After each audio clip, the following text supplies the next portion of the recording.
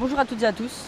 Aujourd'hui, on se retrouve sur une petite rivière ou un ruisseau en Ariège pour l'ouverture de la truite. Nous allons commencer par pêcher un petit peu, puis après nous allons vous montrer le montage et comment installer les appâts, et nous allons aussi parler des appâts naturels ou non. Allez, c'est parti.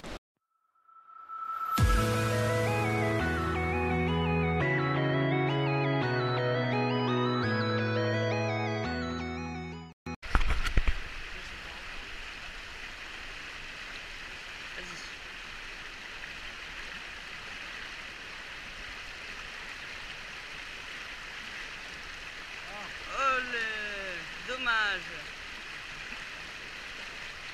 Elle va revenir sûrement. T'es trop rapide, t'es trop rapide. Ouais, ça va pas être facile. Mais elle peut revenir.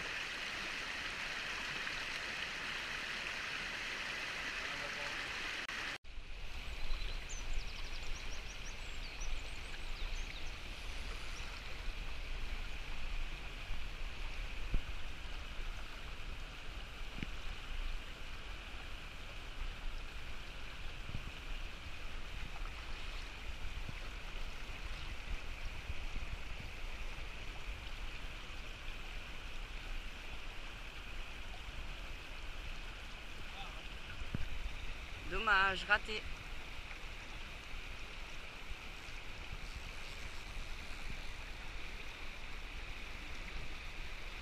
Vas-y.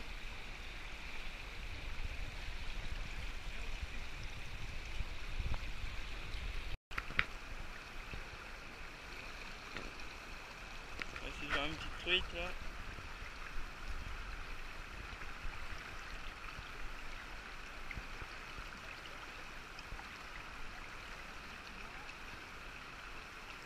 On va avoir des pierres.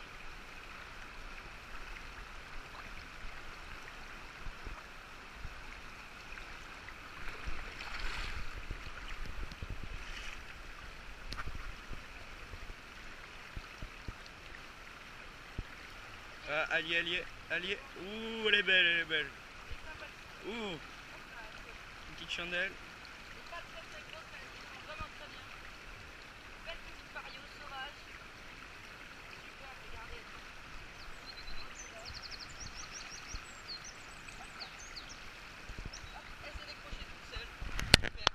Super poisson.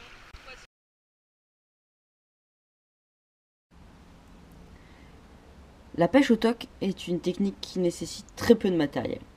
Avec seulement quelques hameçons, quelques petits trucs voyants, un dégorgeoir et des hameçons, ainsi que quelques plombs, vous pouvez pêcher des truites sans problème.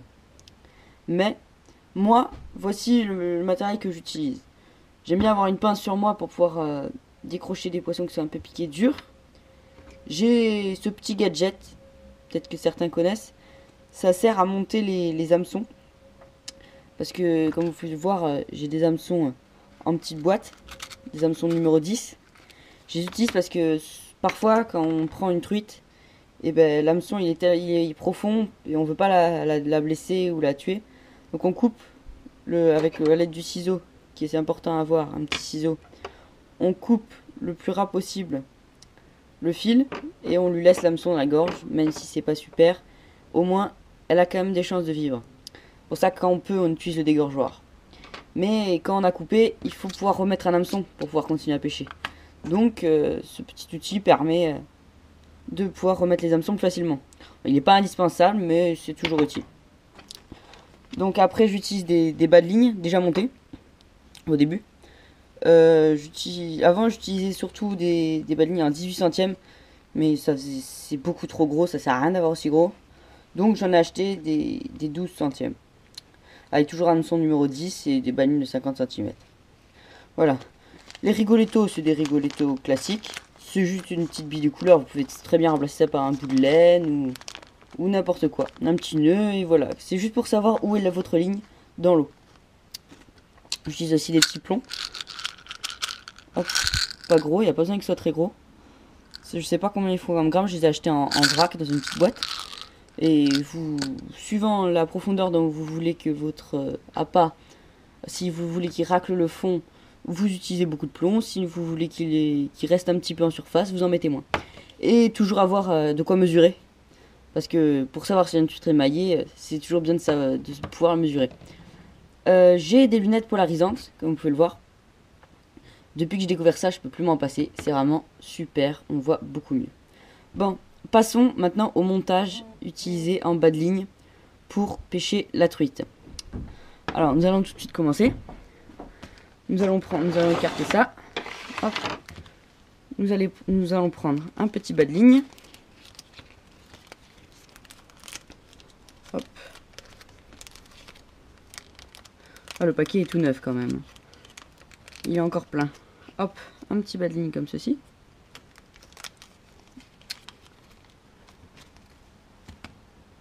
J'aurais dû en prendre un 18 centièmes, on aurait mieux vu.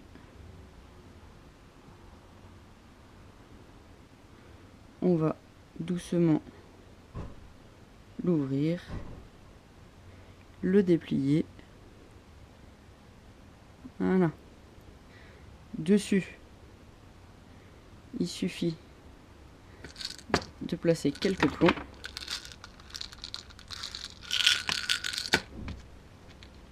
Hop. Je conseille de placer les plombs minimum 10 cm derrière l'hameçon. Ça permet de laisser une bonne marge pour que votre appât puisse flotter et se déplacer naturellement dans l'eau. Hop, on va serrer le plomb. Comme ceci. J'ai pas de pince pour serrer les plombs. Du coup, les plombs sont souvent trop serrés et on peut pas les faire bouger. On peut pas les déplacer sur le bas de ligne. C'est dommage, mais j'avoue que ce serait très utile. Parce que comme ça permet de faire flotter ou de faire évoluer votre appât à des profondeurs différentes. En déplaçant les plombs sur le bas de ligne. Hop. Nous allons en placer 3. Je pêche souvent avec 3 plombs. Ça me semble un juste milieu.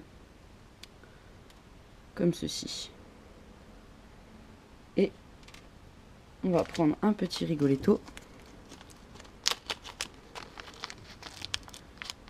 Un petit jaune. Et une petite tige. Si j'arrive à les attraper, bien sûr. Voilà. Il nous suffit de prendre notre bas de ligne. S'il est mieux de glisser directement le rigoletto sur le corps de ligne, mais comme je n'ai pas là, je vais le mettre là.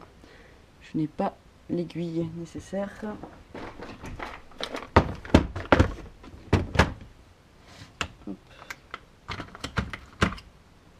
J'espère que ça ne va pas casser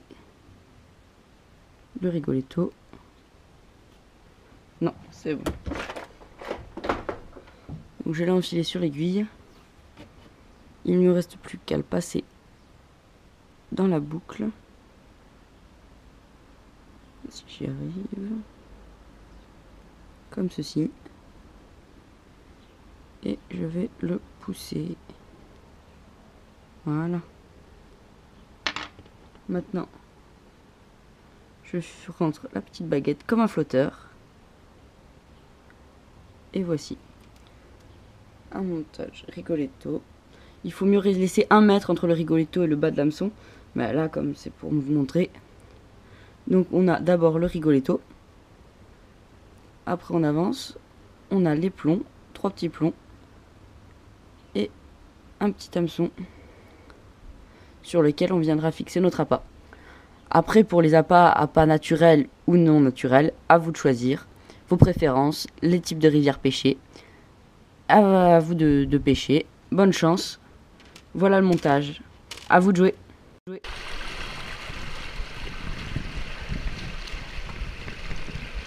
Là, on va être très discret.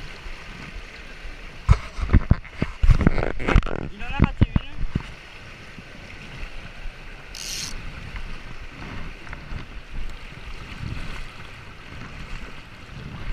On va allonger la canne.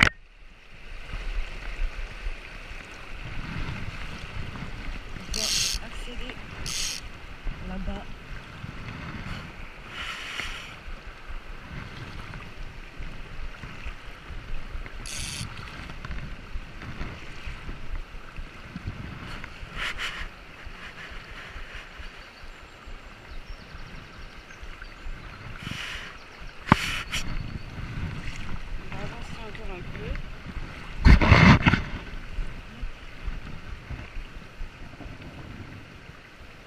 bon.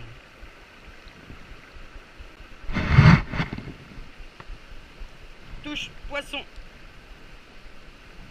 Ah, décroché.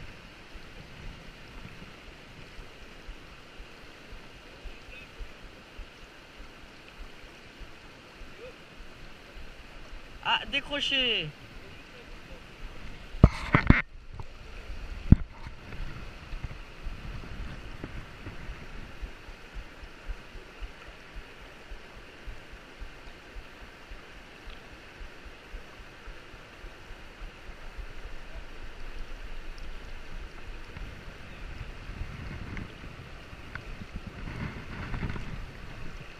Une belle petite truite.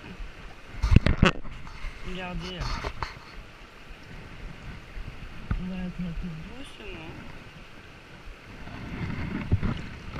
pour pouvoir la relâcher dans les meilleures conditions possibles.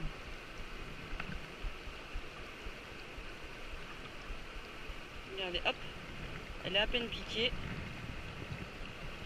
Et hop là, elle est partie. Et voilà.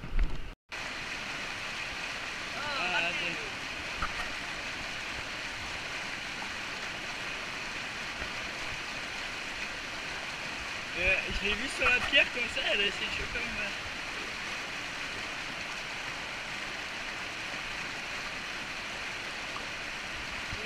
Essaye juste à côté de la rigole.